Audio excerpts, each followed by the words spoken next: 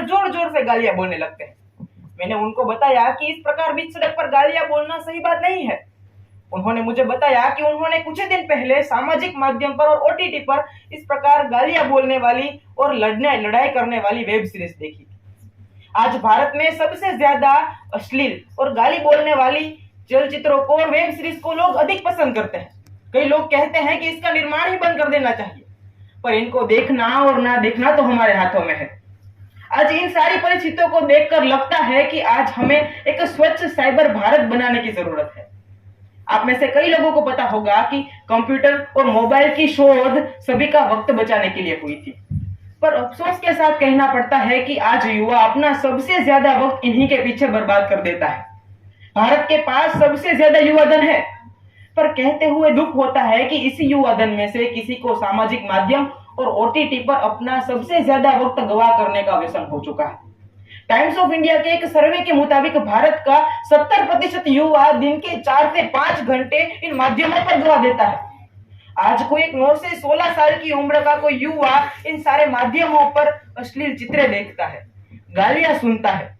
उसे लगता है कि इस प्रकार का जीवन तो सामान्य है, इस प्रकार का जीवन जीना चाहिए, बल्कि वो अपने भविष्य के मार्ग में खुद ही बाधा रूप बन जाता है। हम सभी को लगता है कि सारे सामाजिक माध्यम बिल्कुल निःशुल्क है, पर हम सभी इनको सबसे बड़ी कीमत चुकाते हैं हमारे अमूल्य समय और संस्कारों की। आज इन सारे माध्यमों का असर हमारे समाज पर भी हो रहा है। बिहार के एक बेगूसराय नामक गांव में रानी नाम की महिला अपने पति और 2 साल के बेटे के साथ अपना जीवन हंसी खुशी व्यतीत कर रही थी।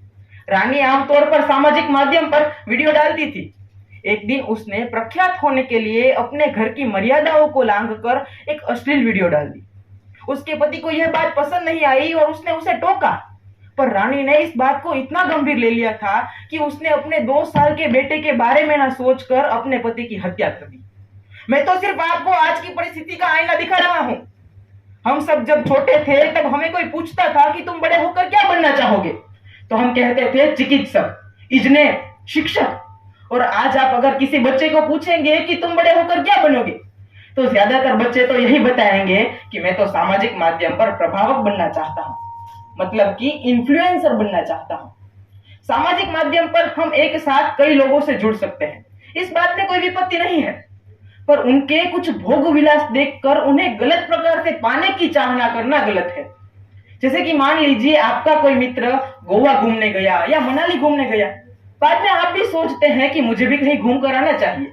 आपका कोई दोस्त नया फोन लेता है तो आपको भी नया फोन लेने का मन हो जाता है। भले आपके फोन में किसी भी प्रकार की खराबी ना हो, फिर भी आपको जरूर दिखती है। बाद में पैसों की बर्बादी तो आपकी ही तय है। देखिए, एक बात सच है कि इन सारे माध्यमों पर आपको सभी लोग अंधेरे में रखते हैं। कोई आपको ऐसा नहीं बताता कि आज मेरा परिणाम था और मैं परीक्षा में उत्तीर्ण नहीं हो पाया। कोई आपको ऐसा नहीं बताएगा कि मैं वाहन चलाते वक्त फोन का इस्तेमाल कर रहा था और फोन गिर गया, टूट गया और इसलिए नहीं लिया। हमें इन सारी चीजों से प्रभावित नहीं होना चाहिए। आज हम सभी को मिलकर एक स्वच्छ साइबर भारत बनाने की जरूरत है। वो एक छोटा सा बच्चा कुछ ना कुछ सीखने का प्रयास अपने माता पिता के पास से करता है। अगर माता पिता ही उनकी मौजूदगी में फोन का इस्तेमाल ना करे तो बच्चों को भी इनकी लत नहीं लगेगी। बच्चा कुछ ना कुछ, एक विद्यार्थी कुछ ना कुछ अपने पाठशाला के पास से जरूर सीखता है। पाठशाला के पास से वो इन सारे माध्यमों का सही इस्तेमाल करने का तरीका सीखेगा तो एक स्वच्छ साइबर भारत बनेगा। सरकार ने जिस प्रकार मतदान की और वाहन चलाने की लायकात की उम्र 18 वर्ष तय की है, इसी प्रकार इनमें भी मर्यादाएं होनी चाहिए, और है भी। साथ साथ आज भारत के पास सबसे ज्यादा युवा धन है और इसे अगर सही दिशा में मोड़े तो भारत एक विश्वगुरु विकसित देश बन सकता है। इसके लिए हम सभी को मिलकर प्रयास करना होगा और हम सभी को मिलकर आगे बढ़ना होगा।